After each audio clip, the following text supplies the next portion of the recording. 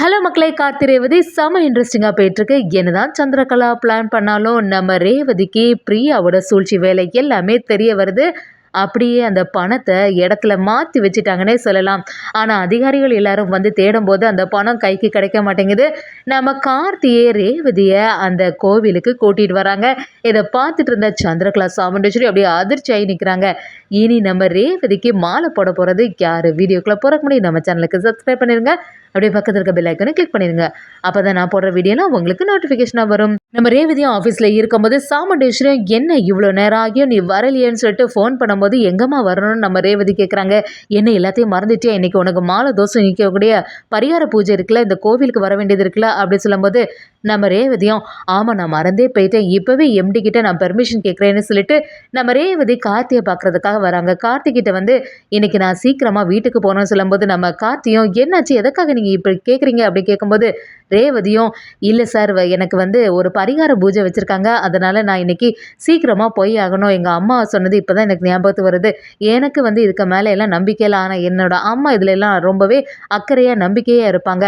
அதனால தான் அந்த பூஜையை பண்ணணும். ஏதோ தோஷம் இருக்கனால ரத்த சம்மந்தப்பட்ட இல்லாத ஒரு ஆள் எனக்கு கழுத்தில் மாலை போடணும் அப்படின்னு சொல்லிட்டு ஒரு ரெடி பண்ணியிருக்காங்க. அதனால் இந்த கோவிலுக்கு போகணும் சார், அதான் சீக்கிரமாக போகணுன்னு நம்ம ரேவதி சொன்ன உடனே கார்த்திக்கு ஒரு சந்தேகம் வந்துடுது. அத்தை இந்த மாதிரிலாம் செய்ய மாட்டாங்களே, கண்டிப்பாக ஏதோ ஒரு சூழ்ச்சி வேலை பண்ணிட்டு இருக்காங்க போல், இதை எப்படியோ தடுத்து நிறுத்தணும், ஆனால் என்ன ஐடியா தான் இருக்குன்னு தெரிய மாட்டேங்குது அப்படின்னு சொல்லிட்டு யோசிக்கும் போது நம்ம ரேவதி கிட்ட சரி நீங்கள் போகிறதுக்கு முன்னாடி இந்த கபோர்ட்லேருந்து ஒரு ஃபைல் எடுத்தாங்கன்னு சொல்லும்போது நம்ம ரேவதியும் அதுலேருந்து ஃபைல் எடுக்க போகிறாங்க. அங்கே பணத்தை கவனிக்கிறாங்க. என்னது இவ்வளோ பணம் இருக்குது, சார் எல்லாம் பொதுவாட்டி இந்த மாதிரி பணத்தை அசால்ட்டாக வைக்க மாட்டாங்களே அப்படின்னு சொல்லிட்டு நம்ம கார்த்திகிட்டே கேட்கலாமா அப்படின்னு சொல்லி யோசிக்கும் போது ஏதாவது தப்பாக நினச்சிக்க போகிறாங்க அப்படின்னு சொல்லிட்டு நம்ம ரேவதி ஒரு குழப்பத்திலே இருந்துட்டு இருக்காங்க. நம்ம கார்த்தியும் என்னாச்சு, ஏதாவது என்கிட்ட சொல்லணுமா அப்படி கேட்கும்போது ரேவதி அதை மறைச்சிடுறாங்க.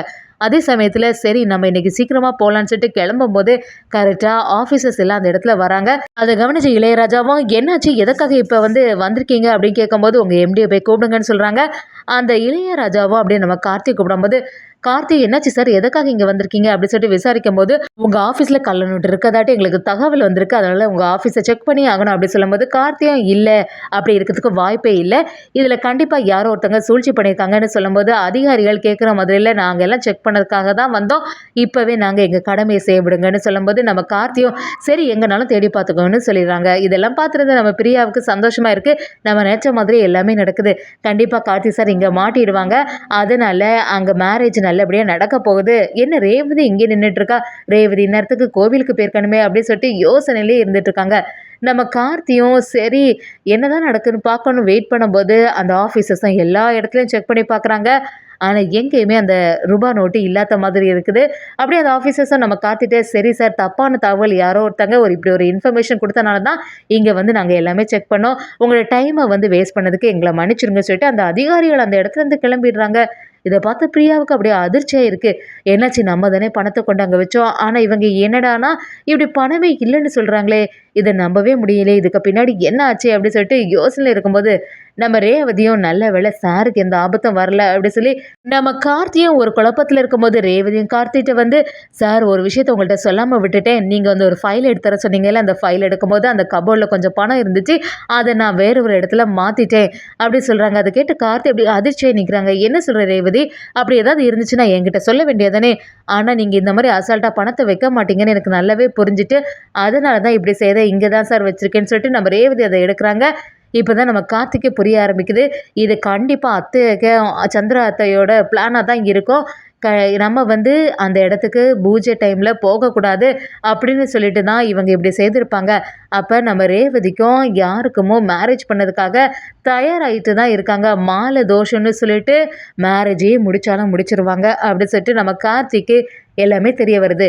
நம்ம ரேவதியும் அப்படி இருக்கும்போது நம்ம கார்த்தியும் சரி நீங்கள் தான் பூஜைக்கு போகிறீங்கல்ல, அந்த கோவிலுக்கு நானே உங்களை ட்ராப் பண்ணிடுறேன், என்னால் தானே உங்களுக்கு லேட் ஆச்சு, அதனால் நானே உங்களை கொண்டு விடுறேன்னு சொல்லிட்டு நம்ம ரேவதி கிட்ட சொல்லும்போது ரேவதியும் இல்லை சார் நானே பார்த்துக்கிறேன்னு சொன்னாலும் நம்ம கார்த்தி அதெல்லாம் கேட்குற மாதிரி இல்ல.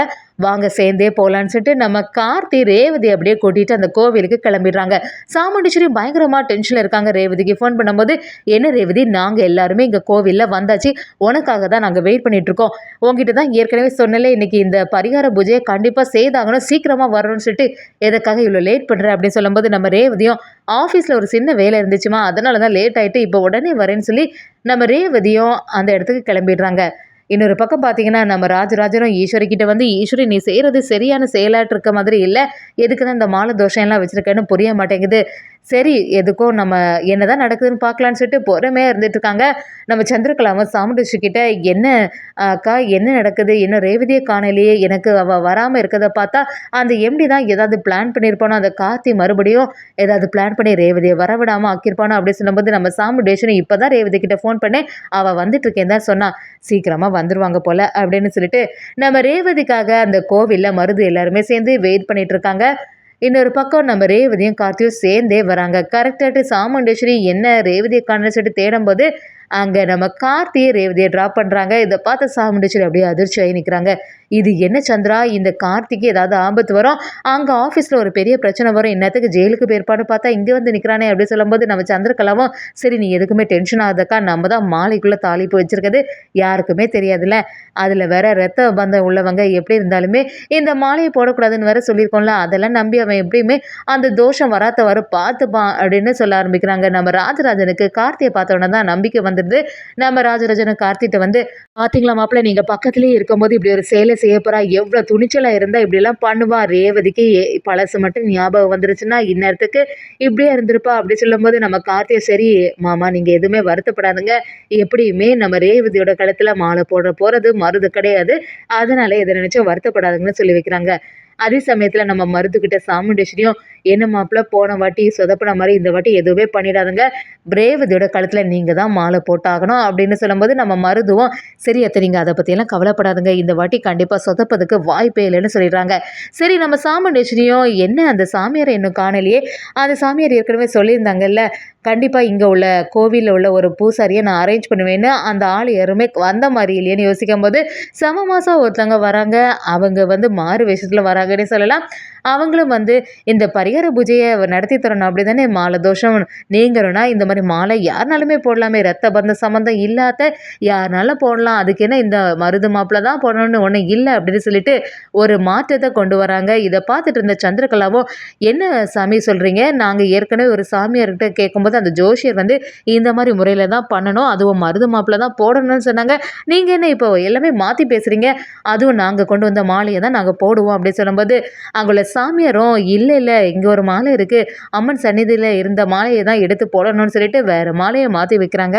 இதை கொஞ்சம் கூட நம்ம சாமுண்டீஸ்வரி எதிர்பார்த்துருக்கவே மாட்டாங்க. சாமுண்டீஸ்வரியும் எப்படியாவது அந்த மாலையை போட்டு அதுக்குள்ளே இருக்க தாலி அப்படியே நம்ம ரேவதி கழுத்தில் மருது போட்டிருப்பான்னு எதிர்பார்த்துட்டு இருந்தா அங்கே மாலையும் மாறி போகுது, சாமியாரும் மாறி போகிறாங்க. ஒரு கட்டத்தில் நம்ம கார்த்தி சமாதிரியாக பிளான் பண்ணுறாங்க. அதே சமயத்தில் கூடிய சீக்கிரமாக ரேவதியோட கழுத்தில் நம்ம கார்த்தியை தாலி கட்டுவாங்கன்னே சொல்லலாம்.